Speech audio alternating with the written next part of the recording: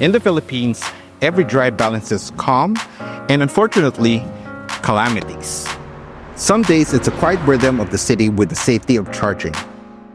Other days it's floods, blackouts, and roads you never plan to take. You know what I mean? You need a car that can survive both. Rugged enough to take on the unpredictable. Elegant enough to carry presence in the metro. Minimal in design, yet premium in feel, giving every drive purpose. At its core, a system built to go further, with tech that helps you drive through it all. Efficient in the city and confident beyond it. It's a 5-seater, plug-in, super hybrid system. This is the Jaecoo J7 SHS.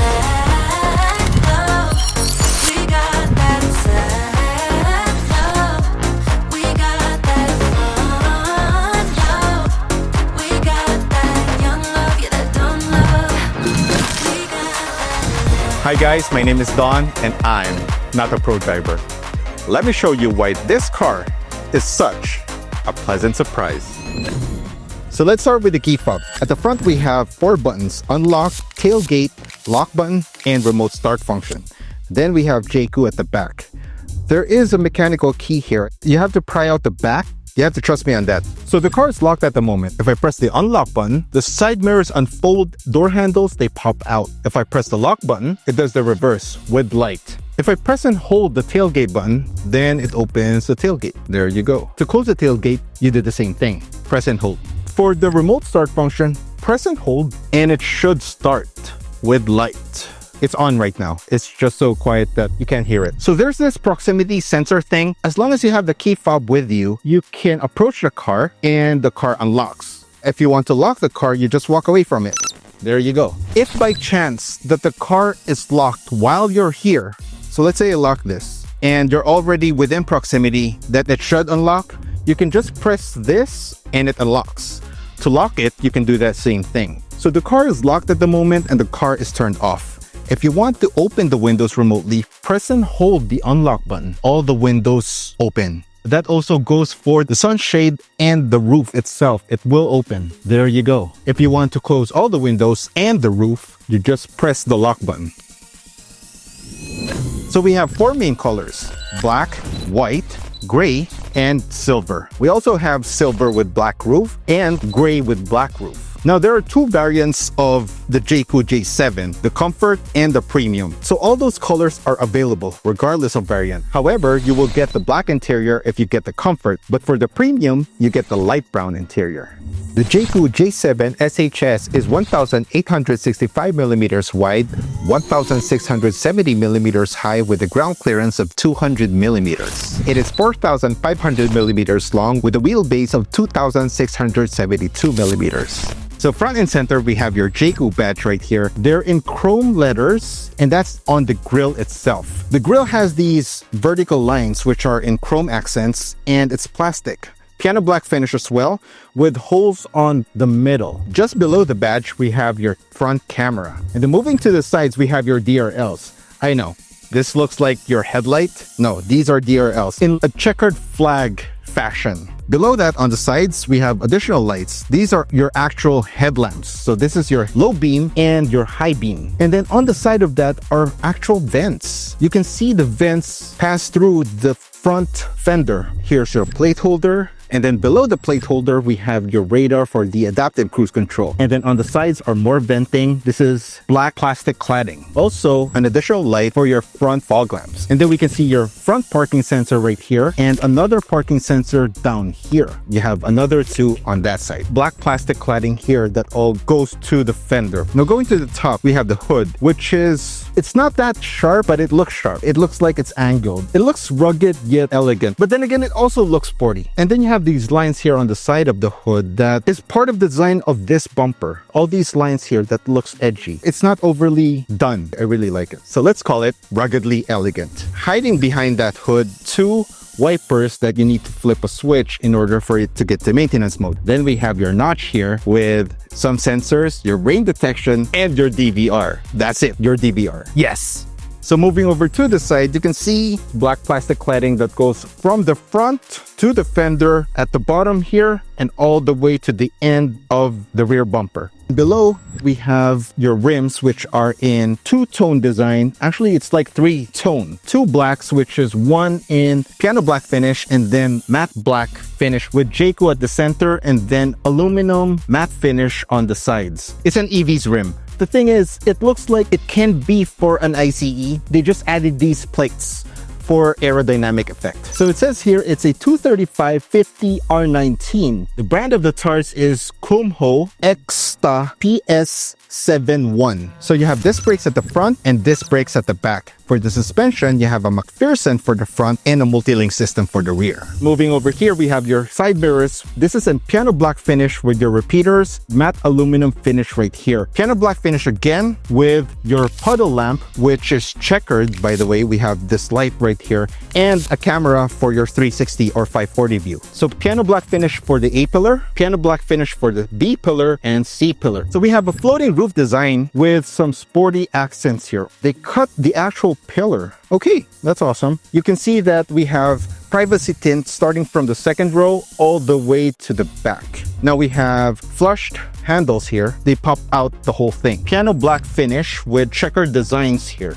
And then at the top, we have your roof rail without any fixed points. So on this side is where you'll find your fuel cap. You press that and it opens up like so. So it says here it's greater than or equal to 92 run with a capacity of 60 liters. So we were lucky enough to join AAP on a 625-kilometer trip from Laguna to La Union and back with a rated fuel economy of 23.17 kilometers per liter. That's impressive. So on this side is where you get to see your charging port. And I'm gonna tear this right now. This was sealed by the AAP. And what you have here is CCS Type 2 charging port. For charging on AC, you can charge up to 25% to 100% in 6 hours. That's 2.8 kilowatt using the portable charger. You can also use the wall box charger, which is 6.6 kilowatt in under 3 hours. And then for fast charging, you can get from 30% to 80% in 20 minutes. That's with a 40 kilowatt charging rate. What this charges is a lithium-ion battery with a capacity of 18.3 kilowatt-hour. It is IP68 rated with the Guardian battery system. So with a super hybrid system, a full tank and a full charge, it gets you to 1,488 kilometers in real-world scenarios, 106 kilometers of pure EV. And this also supports vehicle-to-load function. Now for the rear, for the badges, you have Jaecoo spelled out for you. You have J7. Your light bar here that spans from one end to another, connecting the two taillights.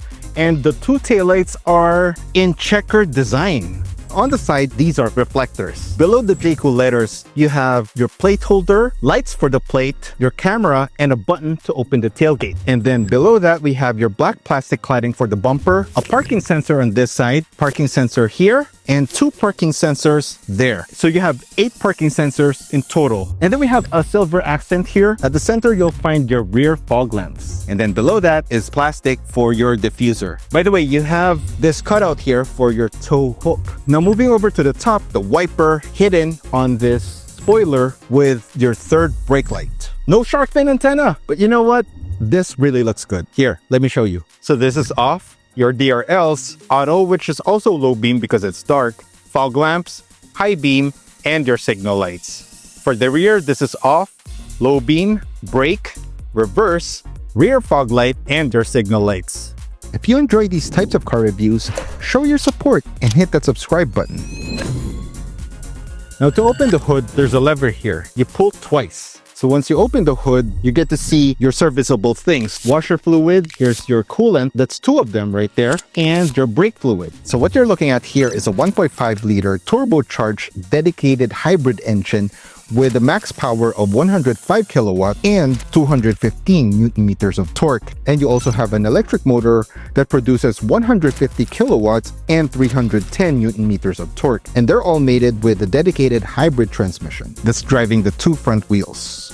It can go from 0 to 100 kilometers in 8.5 seconds. Now to open the trunk, there's a button here. When you press, it opens. Now when you close the trunk, this actually comes with a safety feature that if something is blocking its way, it actually stops and then moves back up. And this is soft. See? Look.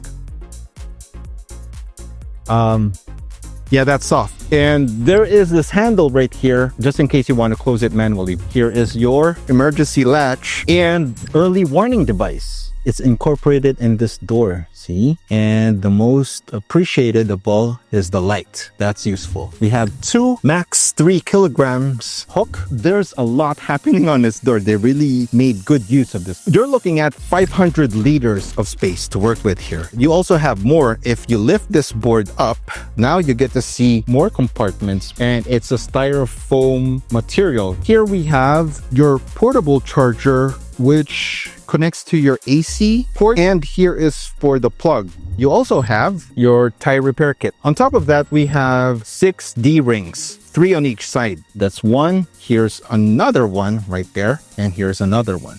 Another hook here, and it says max 3 kilograms. Another light, 12-volt socket, and something I can... Oh, there we go. It's just a cover. And then on this side, I wish they added the same light. And anyway, this trunk also supports a tonneau cover. You can see here, we have slots for that right here. And that goes on the other side as well. You can still increase the trunk space by folding the second row seats.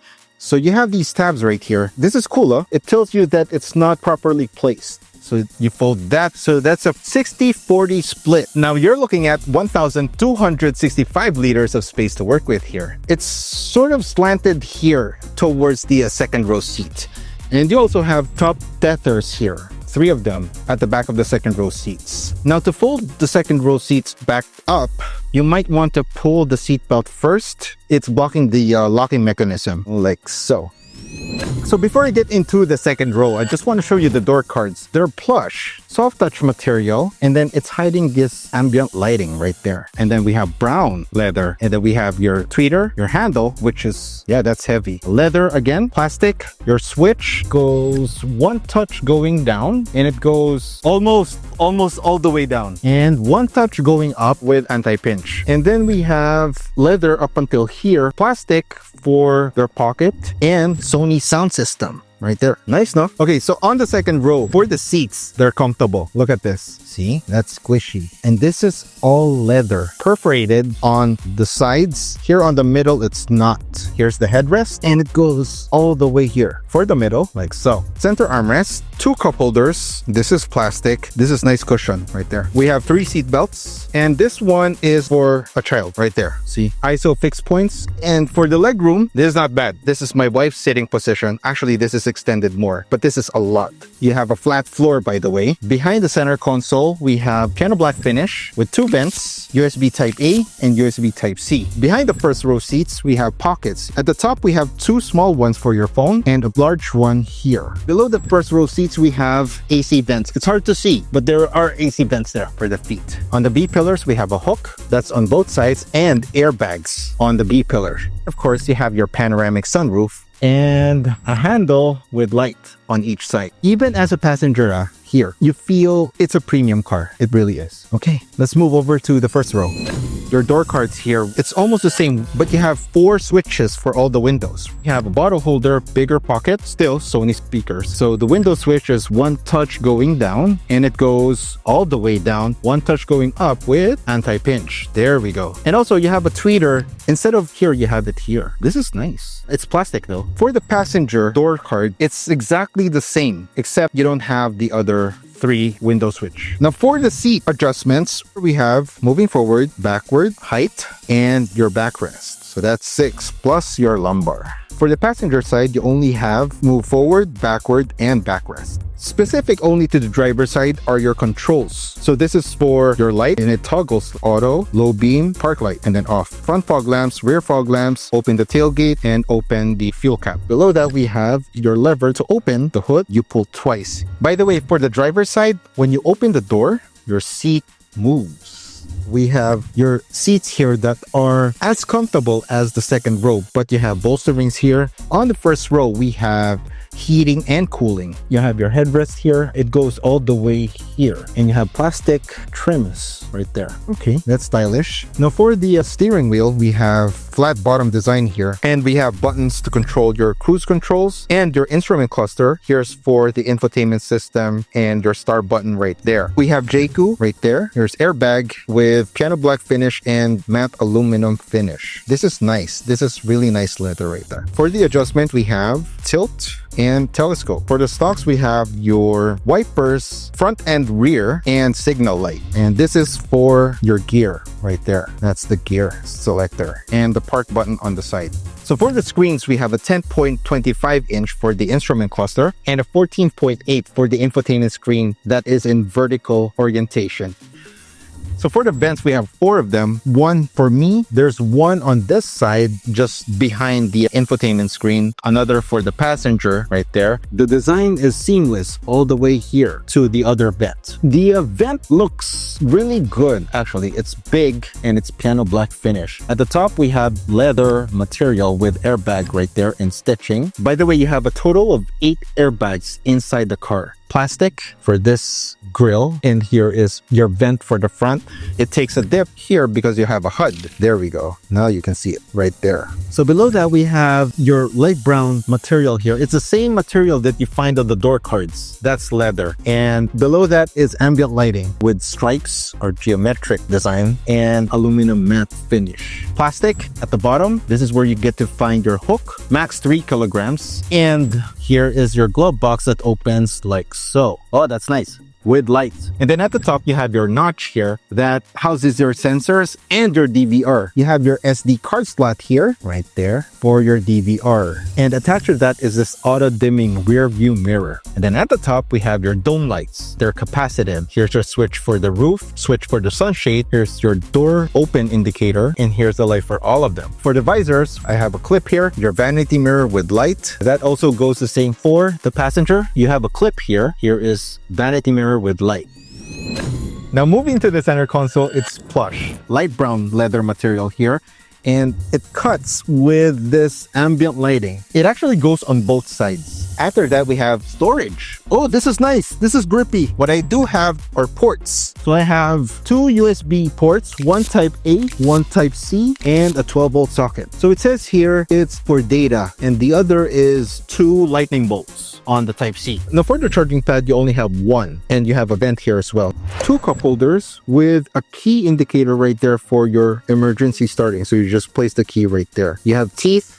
So that's nice. We have silver buttons here. We have auto, that's for the AC. Mode, drive modes. So you have normal, sport, then back to eco. Here's to lock and unlock the doors. Here's your hazard, EV or HEV mode. So you can only choose one. And we have your button here that opens the center armrest, and it opens like so with a vent. So this is, yeah, decent space. If you're enjoying this video so far, please hit that like button. So for the instrument cluster, we have a flat screen here, all digital. Technically, it's on, but it's not ready. So if I step on the brake, there you go. You get to see your alerts and all that. And it says here, vehicle ready to drive. On the left, your trip data. On the right is your power meter. And below that is your media. And then at the top, we have ready, time, gear, temperature outside, HEV or EV mode, and then your light situation. And then we have your park brake indicator. When I change this to drive, then it switches to the road mode or drive mode. Then we have your speed at the top, your seatbelt indicator, so that's me. If I buckle up, we still have my wife who's sitting beside me who's not buckled up. That's why it's still there. She's buckling up now. There you go.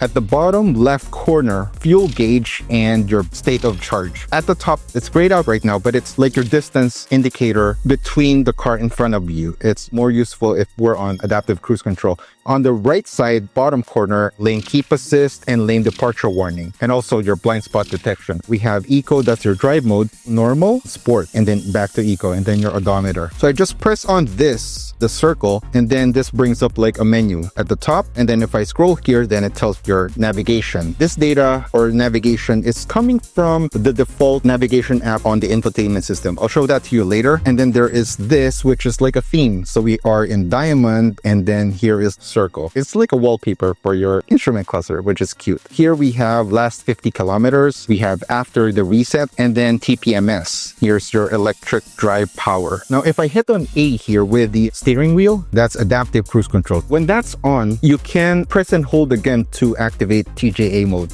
Press and hold again back to normal ACC. Here at the top, that's where you resume your adaptive cruise control. So all these information like the adaptive cruise control, lane keep assist, blind spot detection is also present on the HUD itself. You can see that there. So there's the direction and so on. We are using adaptive cruise control right now. It says there it's green, right? So that's on and active. If I hit the left and right arrows, you will see that I'm having the cruise distance in front of me. So that's changing. Also, if I hit up and down, that increases the target speed. There you go. While you're in adaptive cruise control, to control what you're viewing on the left side of the screen, you tap on the circle again. There you go. Now you get to the menu. So that's controlling the instrument cluster. So on the power meter, you can see that it's a negative number. That means I'm regenerating. And if it's a positive number, that means you're consuming battery. But yeah, that's the instrument cluster. For the infotainment system, we have the vertical screen. We have widgets. We have the navigation, Apple CarPlay, and your Bluetooth phone. Also, Android Auto is wireless. If you tap and hold, you can remove widgets. That's the only thing that you can change. At the bottom, I'll call this the menu bar. You tap and hold, drag one, and then replace it with another. That's it. So here's home. Now we have Navi. This is your default Maps app on the infotainment system, not Android Auto or Apple CarPlay. That's not using that. Here's media, and we have Bluetooth music, radio, USB music, or local music, which is technically USB music that you copied over to local music. So yeah, that's the detailed view of the music player. Phone with your favorites, recent contacts. Oh, it goes to the Apple CarPlay thing. Vehicle center. This is like your settings. Now this is a lot. You might want some popcorn here. At the top, we have quick control. We have central locking, tailgate, window child lock, and sunroof. So those are your power modes, HEV, EV, and EV+.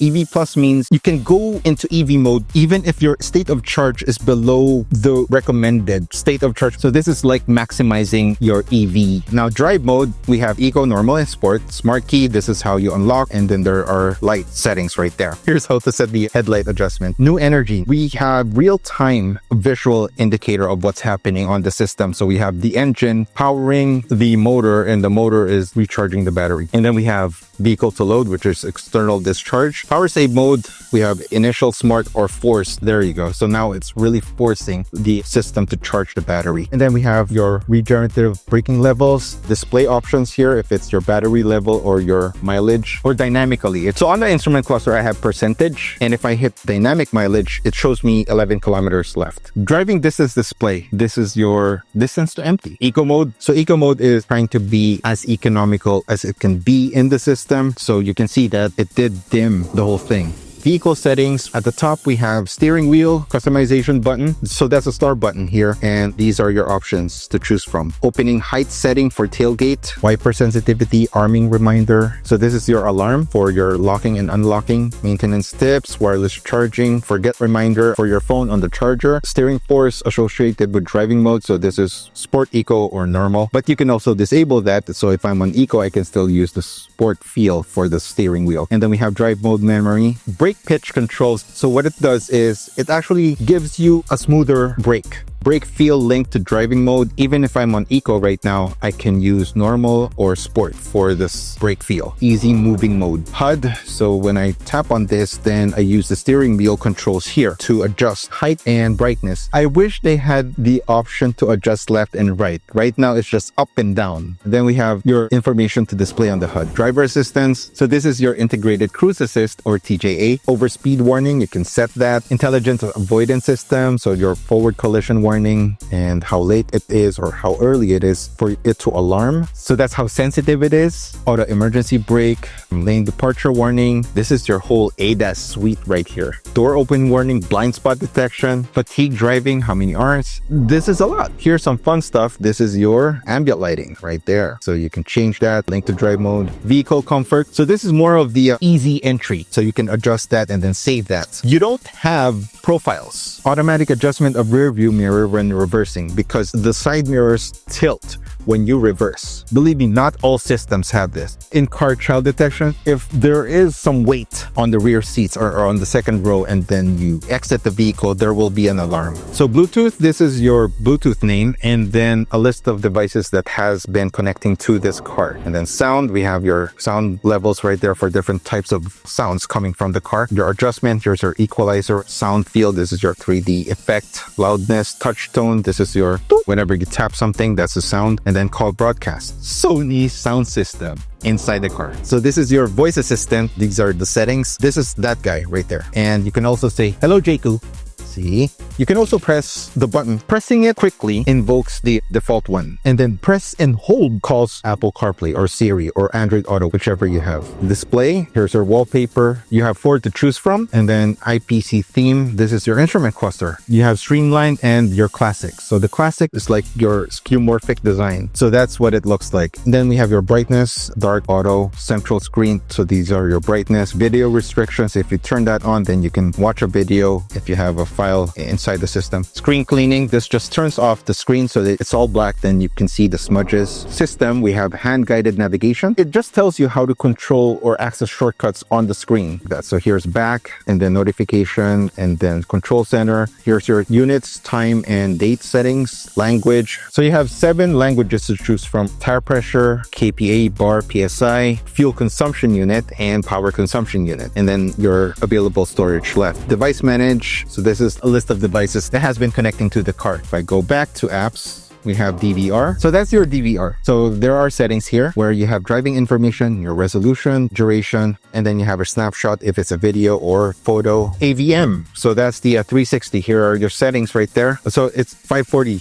view actually, because we can have translucent or transparent. If it's transparent, then there's nothing right here. If it's translucent, then you can see the car and the road at the same time. And then there's turn off so that it's fully opaque. There's a setting here on AVM. You can have it in floating window mode. So that means if I'm on, let's say with maps, and then I hit signal, there you go. So this is like it's floating. And then you tap on it to make it full screen. I like the floating idea, but I wish that I have the option of changing the view from 3D to bird's eye view. There's nothing in here that tells me that I can't change the color. So if I'm going to buy this, I'm going to buy white. I'm just saying Apple CarPlay, this is what Apple CarPlay looks like. This is the map and your widgets. Android Auto, it's the same. Video, so this is like your local media, but video. Then gallery, that's your images right there. And then user help. So this is like your manual. So there are AC settings here. If you tap on that, then it gives you this UI. Actually looks cool. We have presets. Yeah, so it's dual climate, and we have heating and cooling of the seats, and we have your settings right here for your defoggers,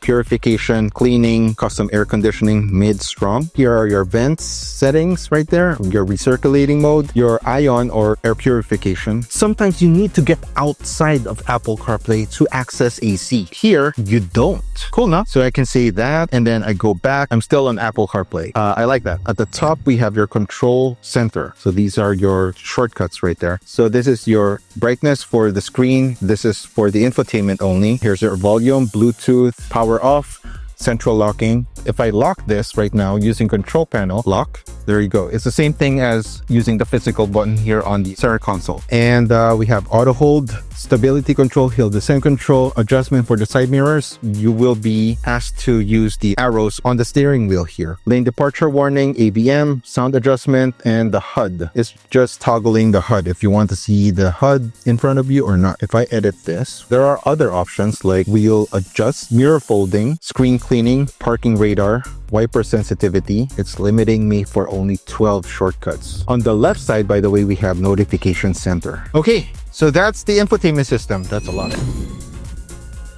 The Jaecoo Super Hybrid system is designed to give you the best balance of efficiency and performance. It starts in EV mode, running purely on electric power whenever the battery has enough charge. When more power is needed, the system switches to parallel mode, where the gasoline engine and electric motor work together. This helps with acceleration or climbing hills without using too much fuel. There's also series mode, where the engine doesn't drive the wheels directly but charges the battery instead. This keeps the electric motor powered during long drives. The transitions are seamless, so you get consistent performance without feeling any interruptions.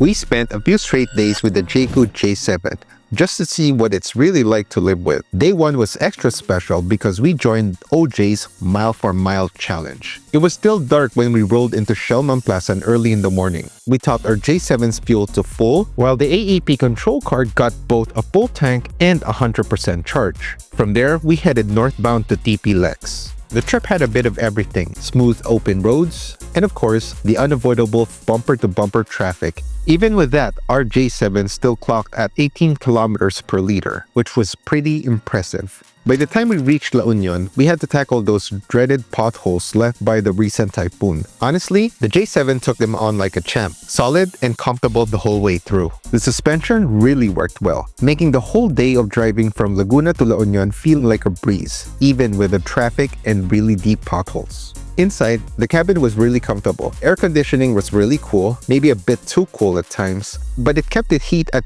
bay perfectly throughout the drive. We stopped for lunch at Cabsat, took a short breather, then made our way to Baluarte Watchtower for a quick visit. After that, we headed to Oreo La Union, where we finally called it a day and rested up for the trip back to Manila the next morning. Now, if you notice in some of our first day clips, the J7 that we drove had a black interior. That was actually an early engineering unit of the premium variant, equipped with eye detection. The final premium version will come with beige interiors, while the black interior will be reserved for the comfort variant. For most of this review, we used the AEP control car, and that's where the official fuel efficiency numbers came from. The AEP certified the J7 at 23.17 kilometers per liter in real-world driving, with the control car kept at a steady 70 to 80 kilometers per hour for consistent, efficient cruising. In an earlier April test, they even managed to rate the Jaecoo J7 SHS at 1,488.8 kilometers on a single full tank and charge.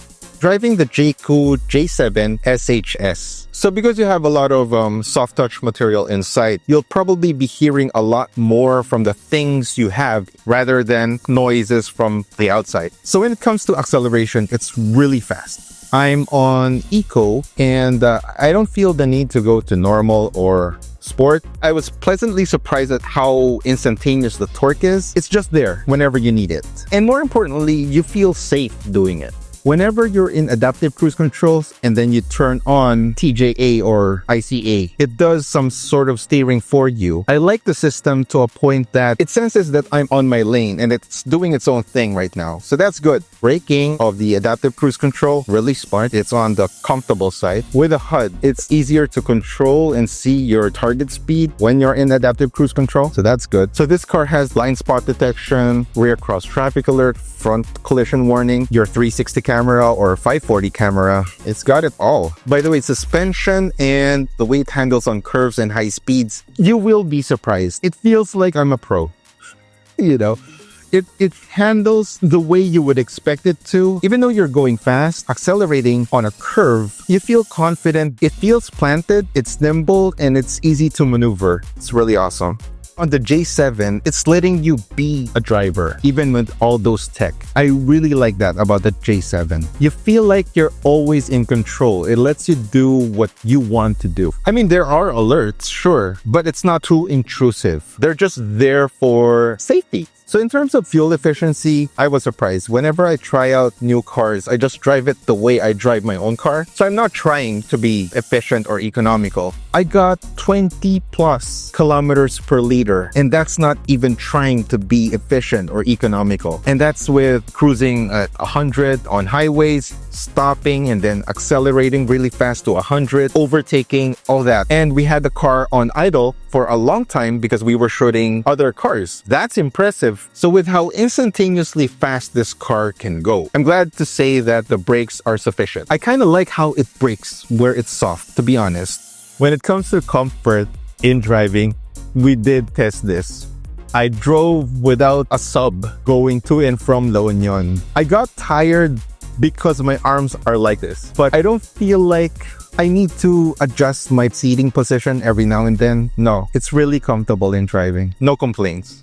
If there's a car that I would bring to long drives, this is one of those. It's on top of the list. Really advanced system. So we're in a high place right now, and I just want to test out the regenerative braking levels. We're at 26% on the battery, and I have really high regenerative level. I'm gonna be as conservative as I can be. Usually I get 2 or 3% back from here. Let's see how this car performs. So we're at 27%. That's awesome. Sorry, 27% of power. And I'm regenerating at 14, 17%. Earlier it was 27. 29! Really good! Really good! So we're halfway there and we already got 3%. That's awesome! Okay. Go, go, go. Now I'm looking at the battery percentage a lot. I wish it was on the HUD as well. 32%! That's really good. 5%. I'm used to seeing 2 or 3%. And I'm not even trying really hard. So that's the super hybrid system really working. 33%. 6%. I can add. 34%. I removed the camera. I thought it wasn't charged. Okay, it's 33. Never mind. So I guess this ticks a lot of boxes when it comes to the hybrids or plug-in hybrids in 2025, and also it's coding exempted. So you can charge your car either at home or at the mall. But because this is a super hybrid system, you really don't need to. You let the car charge itself using its petrol engine and it will do its own thing. This is the new type of hybrid system. So when you consider buying your first hybrid system, think about the hybrid system that this has, where you really don't need to charge. That's actually a big plus for me, because it used to be so fun charging at the mall, but there's a lot already charging and it's hard to get that spot. Now, it doesn't feel that bad if you can't charge. So those are the observations I have when driving the Jaecoo J7 SHS. And I'm pretty sure that, like me, you won't be disappointed. Because you know what this car offers? Fun. So much fun. This car gave me more than what I expected. And while it's by no means perfect, it checks off almost every box of what a good and reliable car should be. In a market where we demand versatility, something that can handle the metro grind but also survive the unpredictability of our roads and weather, this car steps up in ways I didn't fully anticipate. It's proof that hybrids are no longer just a trend. They're starting to become what we actually need. You're getting a full package, a rugged yet elegant design, a super hybrid system that gives you efficiency and range, and tech that's practical for real-world Philippine driving. It's a package that feels thoughtfully wrapped up, not just as a spec sheet, but as a car you can live with every day. I would like to thank OJ Philippines for letting us experience the Jaecoo J7 SHS. Again, thank you so much. Hanggang sa ulitin, kita-kits.